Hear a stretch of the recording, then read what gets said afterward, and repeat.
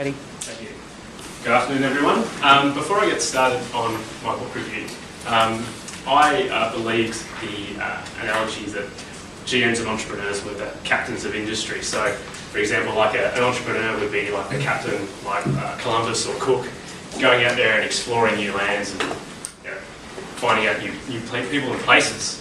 Whereas after I read this book, which is called On the Map, which is the history of map making, all the way from the oldest maps carved onto hide through to mapping the genome and everything in between, I realised it was probably something quite different. As GMs and entrepreneurs, we aren't actually the captains, we're the map makers. And the way I want to illustrate that, and I hope that I can convince you of that today, is that we are drawing a lot of maps as we do this program, whether we're mapping the external environment with Porter's 5 forces, or we're mapping the internal environment with a value chain. We're creating maps, and we're going to be giving those maps to our functional managers. And I believe the functional managers are actually the captains. They're the cooks, they're the Columbuses. And we stand on the shoreline and we send them off to go and explore. And they trust what we put on our maps are correct and accurate, and that they will actually be going in the right direction and doing the right thing.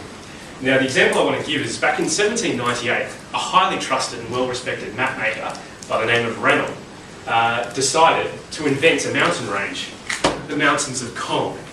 And that lie lasted for 90 years. So, in West Africa, he put in these mountains of Kong that were said to be so large they glistened with gold.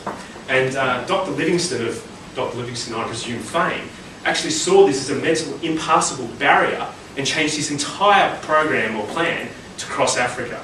Now, the good map makers of these days, when they didn't know what was there, they would write terra incognita, which is land unknown. And and the bad ones would obviously make things up.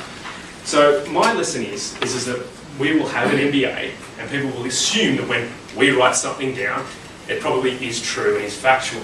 But I think what this lesson tells us is that when we are creating our maps that we are going to be handing to our functional managers, be truthful, be honest.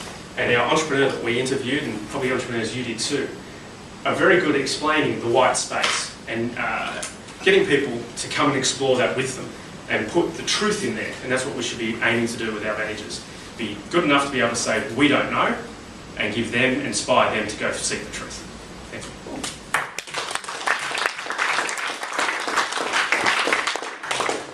Brilliant. Feedback. That was gold. That was it. What was gold about it? Oh, it was, you took something that completely left field and found really insightful analogies in what we're doing, and lessons for us to apply when we're actually doing this in real life.